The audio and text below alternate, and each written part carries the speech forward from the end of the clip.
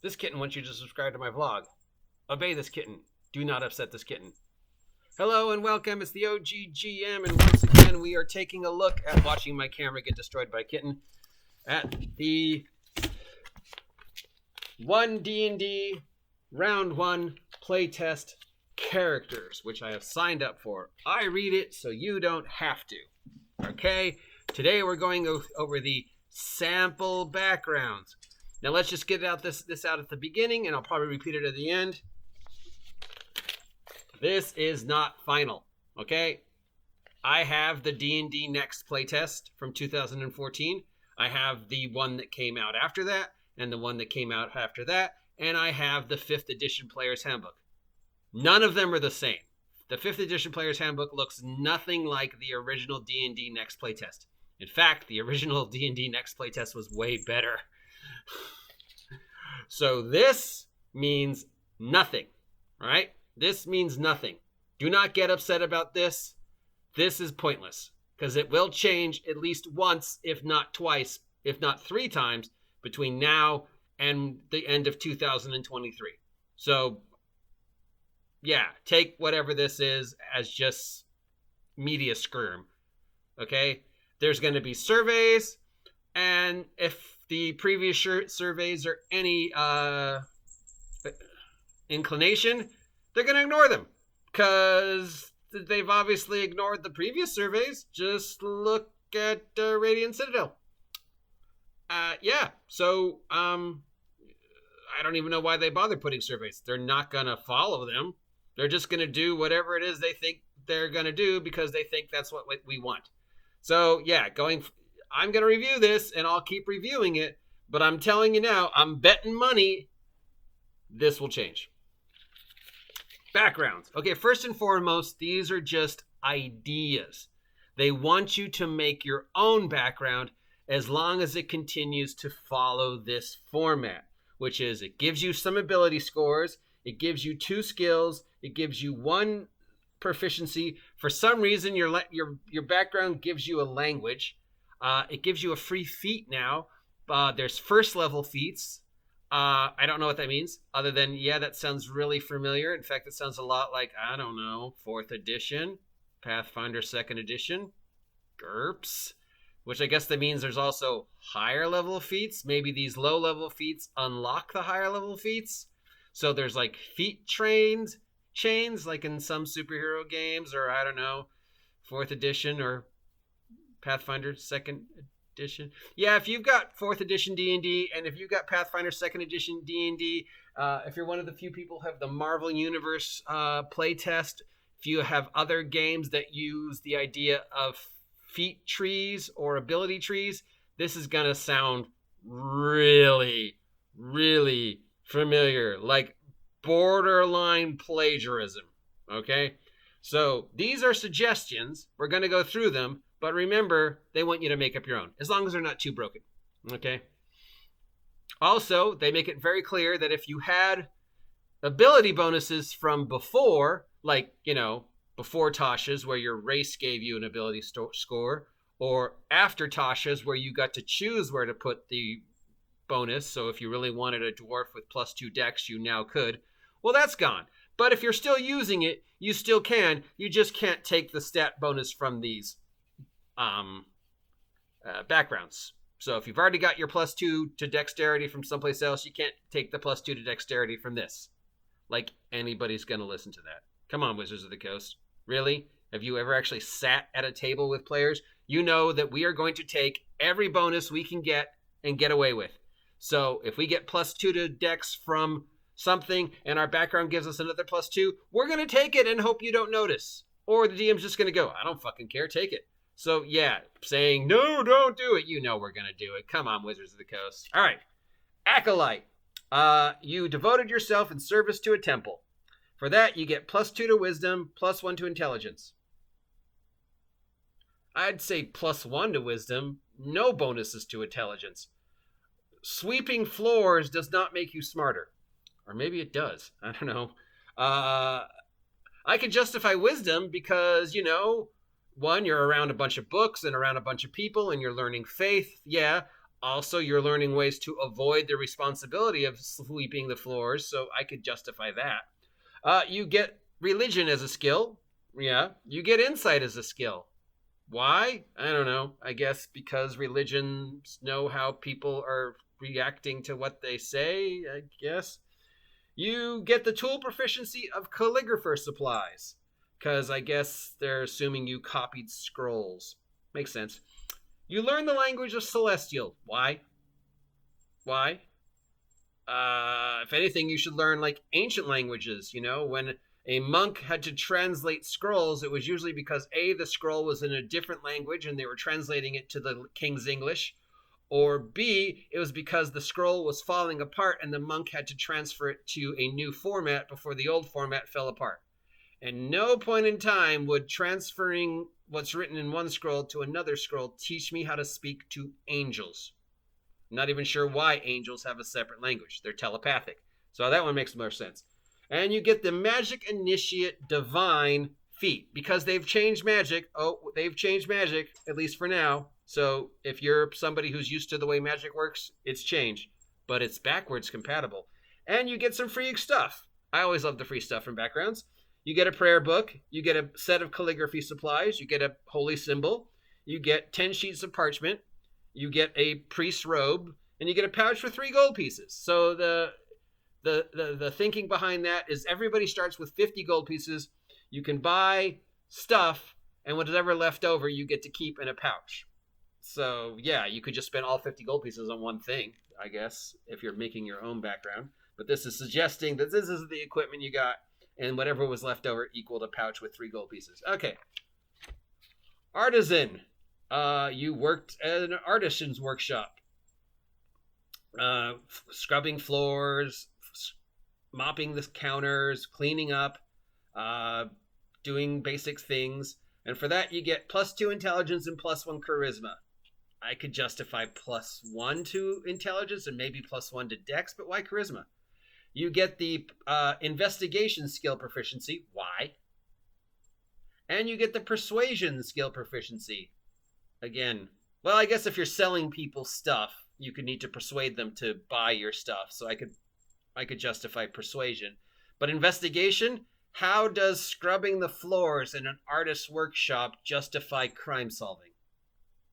Perception, maybe, but not investigation. Tool proficiency, artisan's tools, one of your choice. Hopefully this means you will better explain what the tools actually contain and what we can actually do with them, because I still don't know what I can and cannot do with my alchemy tool set. You learn Gnomish for some reason. I don't know.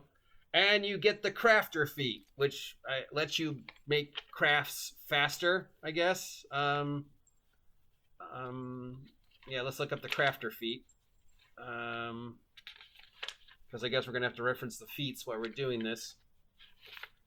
Crafter, you gain tool proficiency in 3 different artisan tools. Whenever you buy non-magical items, you receive a 20% discount on it. And you can craft things using your tool proficiency faster. Okay. I'm not sure why being an artist would get me 20% discount on buying rope, but okay. Learning more proficiencies in artisan tools, why wouldn't you just say tool proficiency 3 of your choice? And the faster crafting.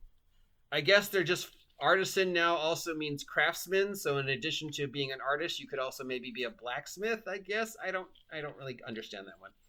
Your free equipment is an abacus.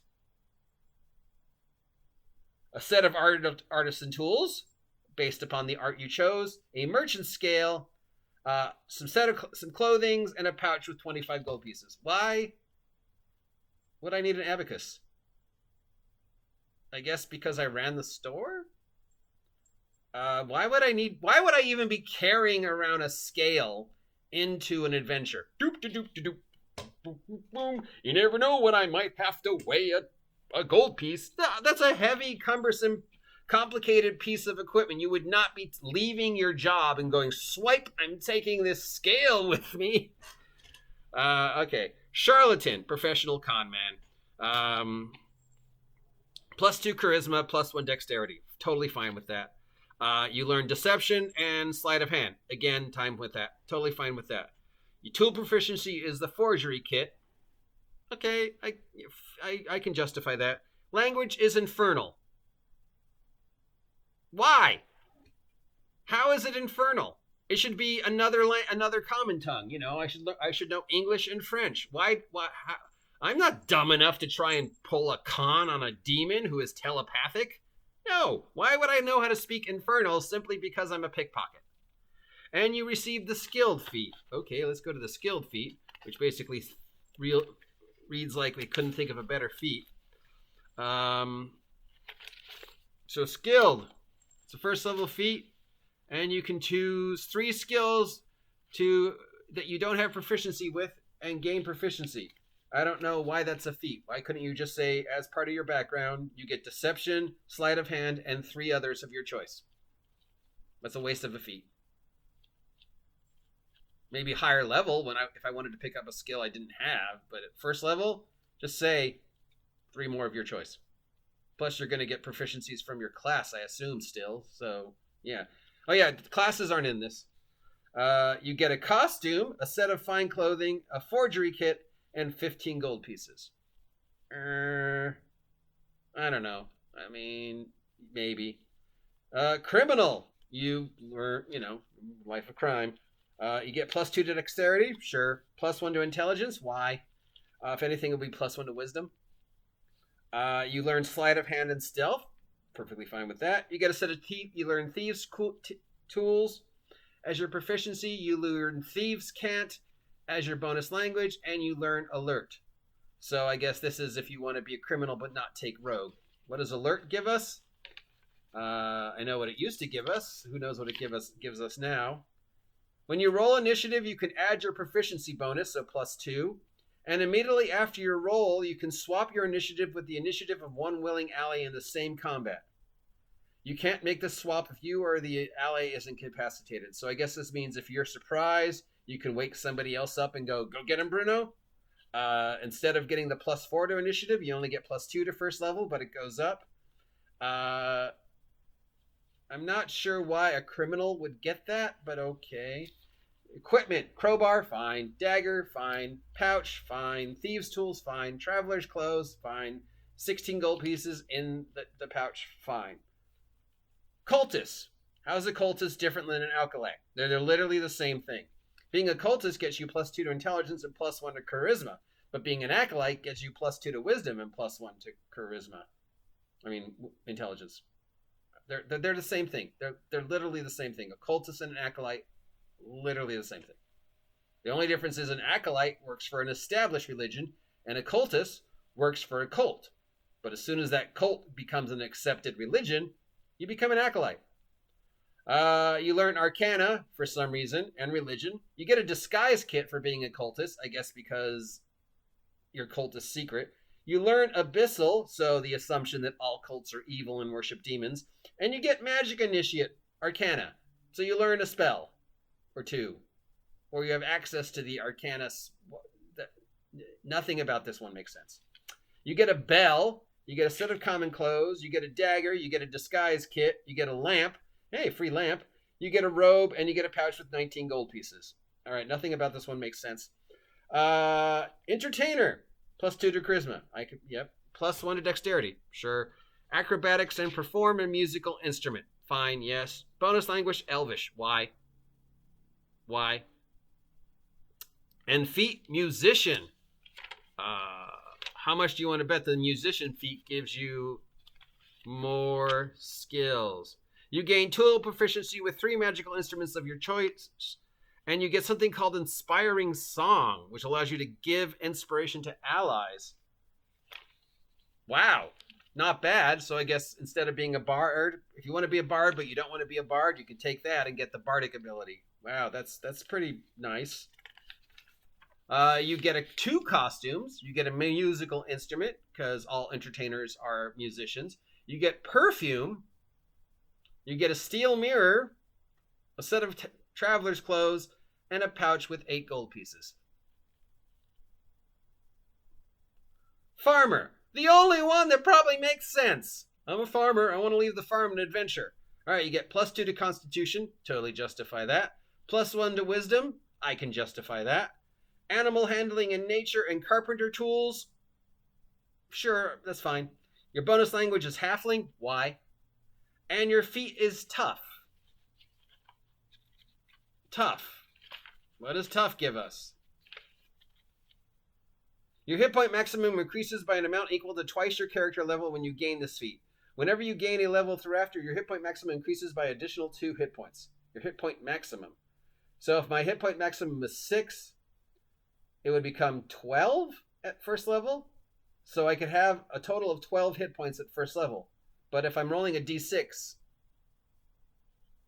and even if I have an 18 con, that's 7, 8, 9, 10.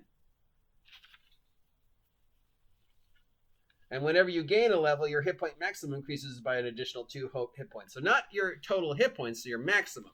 So your total hit points could be 6, but you could have a maximum of 12. So if for some reason you somehow gain more hit points, you can go up to 12, but there's no way to gain more hit points. You can gain temporary hit points, but I don't think those affect the maximum unless they've changed. So unless there's some new way to give people extra hit points, why change this? Toughness was fine the old way. All right, where were we? Oh, yes, farmer. You get a carpenter's tools kit. You get a healer's kit, which you're not trained to use. You get an iron pot. You get a shovel. You get a sickle. You get a traveler's clothes. And you get a pouch with 23 gold pieces. Carpenter tool, sure. Healer's kit, why? Why do I have a healer's kit? I don't have the healing kit skill. I have the carpenter tool skill. Why am I carrying around an iron pot? Unless I'm using it as a helmet. Shovel and sickle? Those are the things I stole from home? Okay. Gladiator. We all know what that is. You get +2 to strength. Sure. +1 to charisma. Showboating. Sure. You get athletics and performance. Sure. You learn blacksmith tools. Why? Your bonus language is orc. You get the savage attacker feat, which I believe lets you do more damage. Let's look that one up.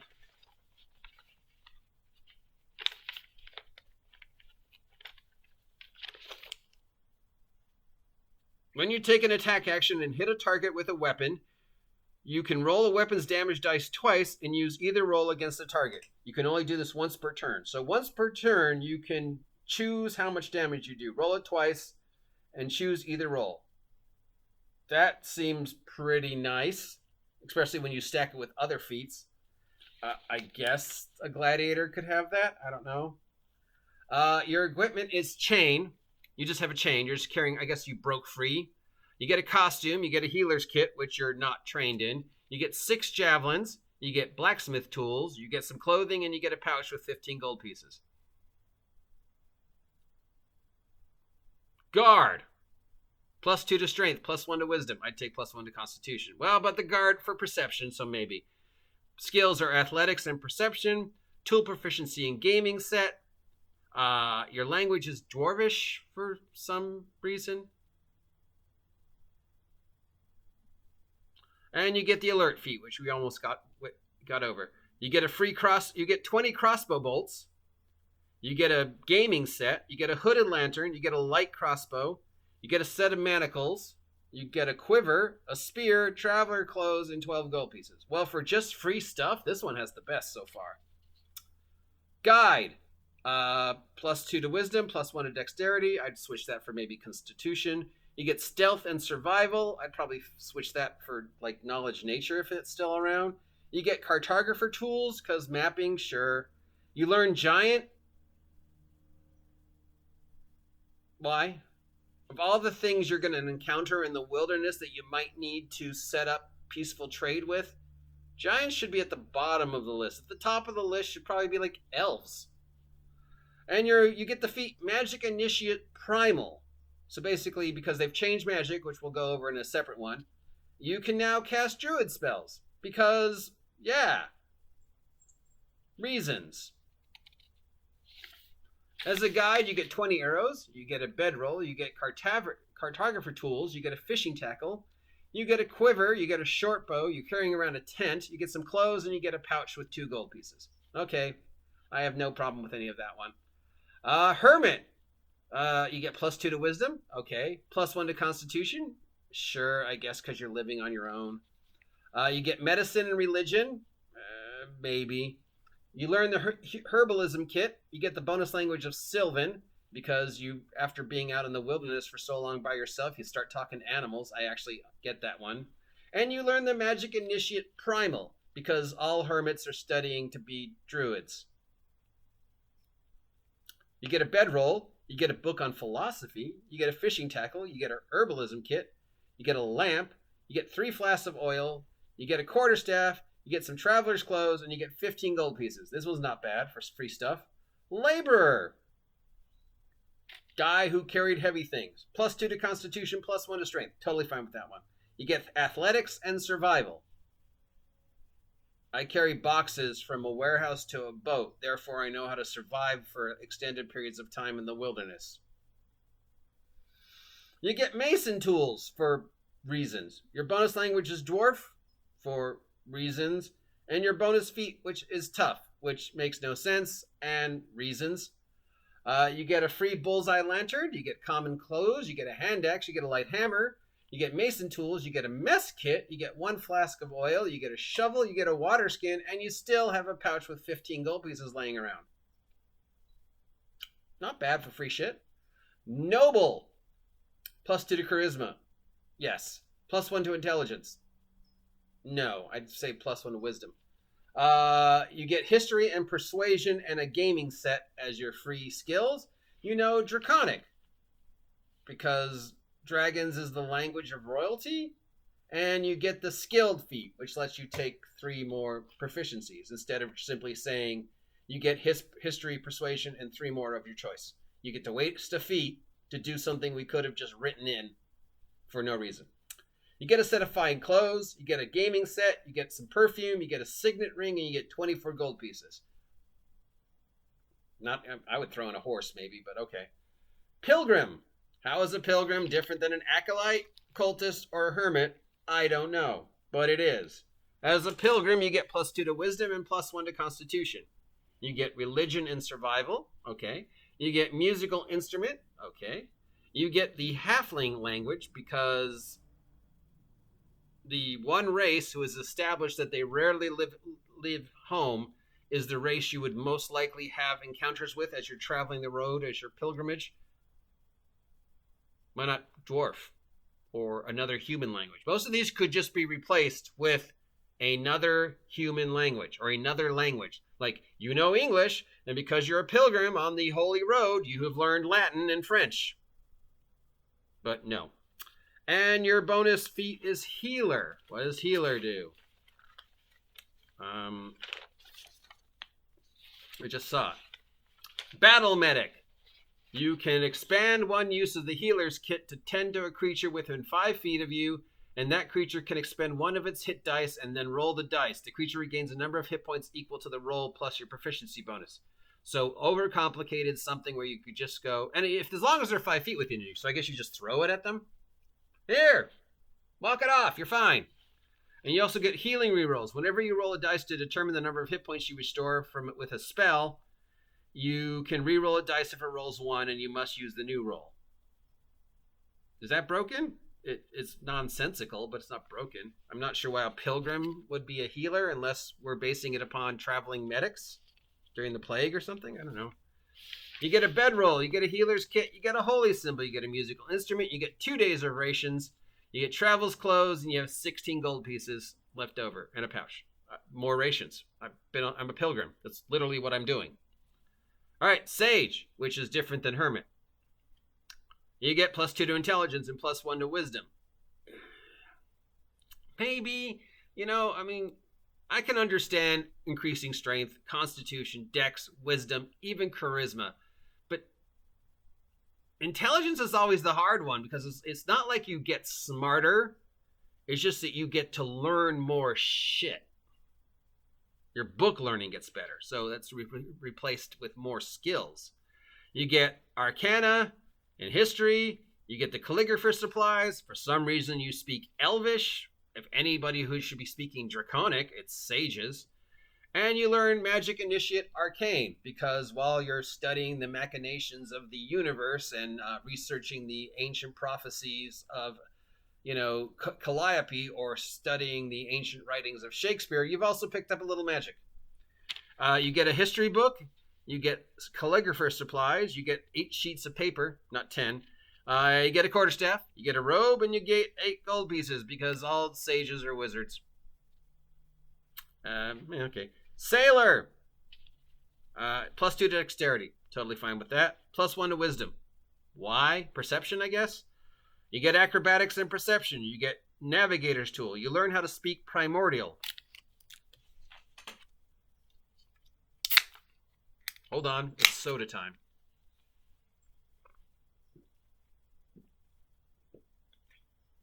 Support me, soda! I will sell out. Why, in the name of John Cena, would a sailor know how to talk to primordial, non-Euclidean, Lovecraftian beings who exist outside of space and time? Are you assuming that because I'm a sailor, I'm a spelljammer? Even then, why would I, as a sailor of a spelljammer, know how to speak the language of primordial elder beings of Lovecraftian proportions who exist outside of space and time? I'm in a boat. I'm sailing across the water. I'm going to another country. Why? Exploration or goods, or because I've been banished. One of the 3. I've spent 2 months on the ocean. The only people I have to talk to are my crew members and fish. Therefore, I have learned the language of elder Lovecraftian non-Euclidean beings who exist outside of space and time. When would I have ever encountered that on the ocean? How come I don't know how to speak, other trade tongues? Your feat is Tavern Brawler, because all sailors are drunk. You get Enhanced Unarmed Strike. You get a damage reroll. You get an ability to shove. And you get the ability to use furnitures as weapons. So they've changed Tavern Brawler a little, but not much. This feat definitely gives you the most of any of the feats I've seen. As a sailor, you get a dagger. You get a fishing tackle. You get navigator's tools. You get silk rope. You get traveler's clothes. And you get a 10 gold piece pouch. Soldier. +2 to strength. +1 to constitution. I can justify that. Athletics and intimidation, definitely can justify that. A gaming set of your choice, justify that. Goblin, your language is Goblin. I'm a soldier. Why would I learn Goblin? I would learn the language of the enemies of my country, or I would learn the language of my fellow soldiers. So unless my country is at war with the Goblin nation, why would I learn Goblin? Your bonus feat is Savage Attacker, which we've already gone over. You get 20 arrows, you get a gaming set, you get a healer's kit, you get a quiver, you get a short bow, you get a spear, you get traveler's clothes, and you get 14 gold pieces. For free stuff, this one seems pretty good. And finally, Urchin. And if you're wondering which one of these was the most broken, it's this one. As an Urchin, you get +2 to dexterity. Okay, fine. +1 to wisdom. Perception, maybe, but really, if you've been living on the street your entire life, I would go constitution. Insight, maybe. Stealth. Thieves' tools, sure. Sign language. Common sign language. As opposed to thieves can't? Fine. And here we go. Your bonus feat is Lucky. Remember Lucky? A feat so broken they said in the player's handbook it's optional and you probably shouldn't let people have it. Lucky. Now, you know who else gets luck? Halflings. How many halfling urchins are we going to see? I don't know. Let's read Lucky. Luck points. You have a number of luck points equal to your proficiency bonus, so that's 2 at first level. You can spend the points on one of the benefits below. Advantage. Immediately after you roll a d20 for a d20 test, you can spend 1 luck point to give yourself advantage on that roll. Add that to my halfling ability of getting to reroll 1s. Disadvantage. When a creature rolls a d20 for an attack roll against you, you can spend 1 luck point to impose disadvantage on that roll. I can do this 2 times per day. Add that to the halfling ability of luck. And again, how many halfling urchins are we going to see? As an urchin, you get a bedroll. You get a set of common clothes. You get 2 daggers. You get a gaming set, which you're not proficient in. You get a pouch with 18 gold pieces. 18 gold pieces? And you get a set of thieves' tools. 18 gold pieces. That's more than anybody else with the exception of the noble. The noble gets what? 25 gold pieces? The urchin, the person who should have the least amount of money, starts the game with 18 gold pieces and the single most broken feet so far. Yeah. All right, there we go. That is all the backgrounds. At the beginning of the game, you get to choose one, and you get all these bonuses from it. You get some totally agree with the free equipment. Not some of the choices for free equipment I don't agree with, but I take it that if you've spent your life as a blacksmith, you're probably going to have your own blacksmithing tools. Bonus language, fine, but the bonus languages make no mistake. Most of these languages should be other common tongues, other languages. If I know French and I'm a sailor, I would eventually have to learn Spanish and Portuguese and English, right? So if I know common tongue and I'm a sailor, I would have to learn the languages of the people I'm trading with, be it elves, dwarves, other human cultures, whatever. I guess Wizards of the Coast is assuming just every human culture speaks the exact same language. So if you want to trade with someone else, you've got to learn that racial language, even though we're not racist anymore and everybody is exactly the same. Which means there's no reason to learn other languages because everybody's exactly the same, so they all speak the same language, even though we want to promote diversity, which means everybody's different because they all speak different languages. If you're from South America and you've never been to America, chances are you don't speak English. You speak Brazilian. Cultures have their own languages. You can't just whitewash cultures and say everybody's the same. Everybody speaks the exact same language, but we want to diversify, so we want to embrace the fact that these other cultures speak languages other than English, but we also want everybody to be the same, so everybody speaks common tongue, and then you get a ridiculously ability to speak primordial, because that totally makes sense. I mean, it totally makes sense. I'm going to walk outside here at my small island off the coast of Costa Rica, and the first thing I'm going to see is my neighbor and Cthulhu. Yeah. What do you think of these backgrounds? Do you agree with me? Do you disagree with me? How would you change them? Are you just going to ignore them? Remember, again, of course, just ignore this because it doesn't matter. Yeah, it literally doesn't matter. It's going to change. This is pointless. So, yeah, I will be doing this again when the next version comes out, and I will bet you $10 it'll be completely different. The survey will be up in September, so we can see, because we're going to go over that. Anyways, I've wasted 30 minutes of your time. I read it, so you don't have to. I went through it piece by piece, so you don't have to. I pointed out everything I think is wrong with it. Do you agree with me? Do you disagree with me? What would you change? What would you keep the same? If I've said this before with the first one that I read. If I didn't know this was D&D, and I was just reading this as a playtest for a fantasy game, some of this I'd be perfectly fine with. Other choices I'd still be like, why?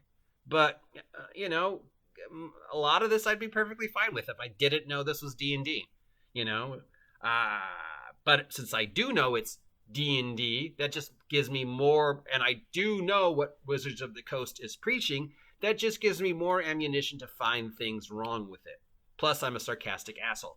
So if you agree with me, let me know. If you don't agree with me, let me know. If you haven't subscribed yet, please subscribe. Help me hit 1,000 subs. Support me, Soda. I will sell out.